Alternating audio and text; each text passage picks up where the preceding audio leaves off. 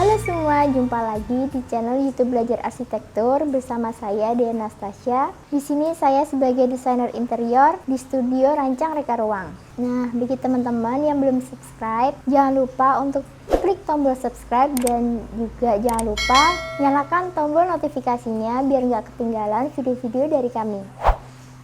Nah, kalau di video sebelumnya kita udah pernah membahas tentang tips cara membuat loteng yang nyaman untuk dihuni. Videonya yang ini nih. Nah, di video kali ini kita akan membahas tentang penataan interior ruang loteng yang sesuai dengan kebutuhan teman-teman nih. Langsung aja masuk ke materinya ya. Yang pertama, loteng untuk kamar tidur.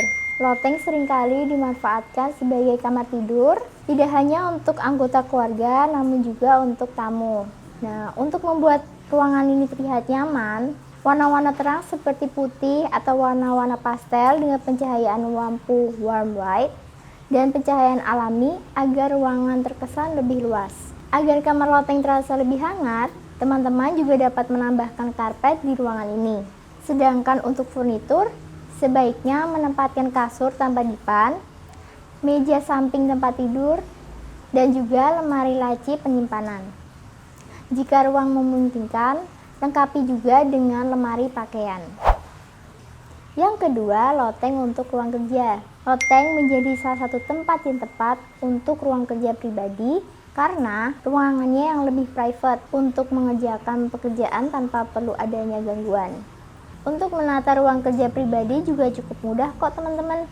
Kita hanya perlu memasang meja kerja dengan beberapa rak yang diletakkan di atas atau di sampingnya sebagai penyimpanan.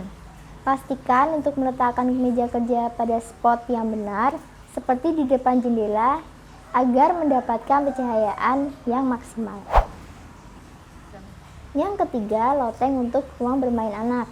Jika rumah teman-teman ini kekurangan space untuk ruang bermain anak, kalian bisa loh memanfaatkan ruang loteng ini sebagai tempat bermain anak. Buatlah ruang bermain anak dengan desain yang lucu, sehingga anak-anak menjadi betah bermain di sana. Letakkan beberapa kasur sofa dan banyak bantal di sisi dinding untuk mencegah anak terbentur pada saat bermain. Untuk cat dinding serta lantainya, gunakanlah warna yang cerah yang akan membuat suasana menjadi lebih ceria. Jangan lupa juga untuk memberi pagar pengaman pada akses tangga menuju loteng untuk menambah keamanan. Yang keempat, loteng untuk ruang santai. Loteng di rumah ini juga bisa dimanfaatkan sebagai ruang santai untuk berkumpul dengan keluarga. Nah, cara menata interiornya pun juga sangatlah mudah. Teman-teman cukup meletakkan sofa berukuran besar sehingga bisa digunakan untuk seluruh anggota keluarga untuk bersantai. Teman-teman juga dapat menambahkan beanbag, bantal-bantal kecil, dan juga karpet di depan sofa untuk menambah kenyamanan. Supaya ruangan lebih terasa asri, tambahkanlah tanaman pot di sudut ruangan atau tanaman pot kecil untuk diletakkan di atas meja. Yang kelima, loteng untuk ruang penyimpanan. Apabila rumah kalian minim space untuk tempat penyimpanan, kalian bisa menggunakan loteng ini sebagai area penyimpanan barang-barang favorit kalian. Area loteng memang biasanya selalu digunakan sebagai gudang, tetapi jika ditata dengan baik, teman-teman bisa menjadikannya sebagai ruang penyimpanan yang rapi dan bersih. Ruang penyimpanan ini bisa digunakan sebagai penyimpanan baju, sepatu, tas, hingga koleksi pribadi seperti piringan hitam, action figure, karakter favorit, dan lain sebagainya.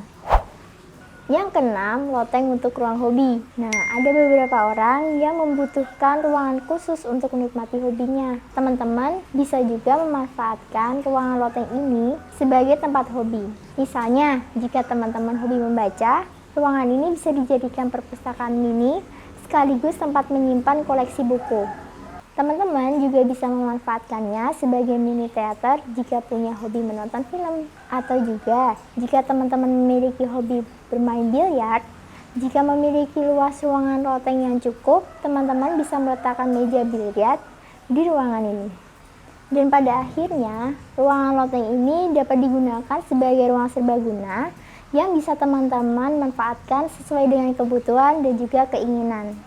Yang terpenting adalah Bagaimana cara menata layout ruang agar ruangan terasa lebih nyaman untuk ditempati dan juga dapat menunjang kegiatan di dalamnya. Jika teman-teman butuh konsultasi seputar cara menata layout yang baik, langsung aja bisa kontak arsitek dan desainer interior di Studio Rancang Reka Ruang. Nah, kontak dan linknya ada di deskripsi ya.